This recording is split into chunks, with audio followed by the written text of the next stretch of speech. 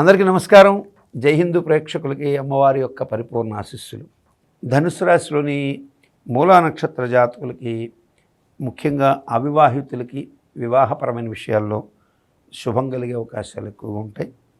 వివాహ ప్రయత్నాలు ఊపందుకునే అవకాశాలు ఉంటాయి. నూతన ఆర్థిక విధానాల ద్వారా లబ్ధి పొందే అవకాశాలు ఉన్నాయి. కుటుంబపరమైనటువంటి విషయాల్లో ఏర్పడిన విభేదాలని అధిగమించగలుగుతారు. భార్యాభర్తల సంబంధ బాంధవ్యాలు మెరుగుపడే అవకాశాలు ఉంటాయి. ఉద్యోగపరమైనటువంటి విషయాల్లో కూడా యోగవంతమైన స్థితి ఎక్కువగా ఉంటుంది మూల నక్షత్ర జాతకులకి.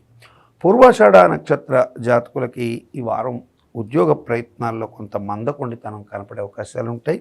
ఉద్యోగపరంగా అవకాశాలు కొంత వెనుకబాటుతనం కూడైతే, వివాహ విషయాల్లో కూడా సానుకూల ఫలితాలు కొద్దిగా ఇబ్బందికరంగా మారుతాయి.